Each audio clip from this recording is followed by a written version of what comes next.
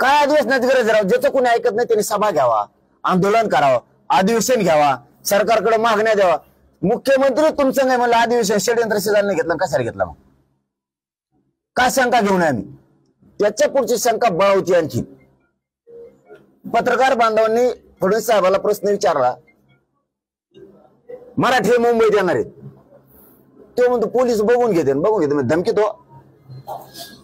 धमकीत हो, बघून घेते म्हणजे काय? पुन्हा हल्ला करणार आमच्यावर? फडणवीस साहेब नादात राहू नका. तुम्हाला वाटत बहुमत मिळालं, लोकात जरी एकदा सटकली ना, बहुमत नसतं बहुमत नसतं आणि मराठ्यानेच बहुमत दिलं, इतक्या लवकर उपकाराची फेड करू नका. मराठ्याशिवाय सत्तेवर नाही येऊ शकत या राज्यात कोणी. तुम्ही चुकीचं काम करायला लागलात, लक्षात ठेवा. एका बी पोराला जर काठी लागली ना एका,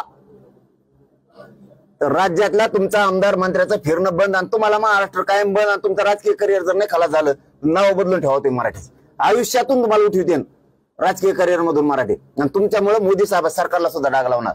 फक्त तुम्ही एकाही पोराला ढोचून दाखवा, मोदी साहेब सरकार सुद्धा देवेंद्र फडणवीस साहेबांमुळे गोत्यात आलं म्हणून समजा. आणि आम्हाला बी मराठी म्हणते, ध्यानात ठेवा तुम्ही.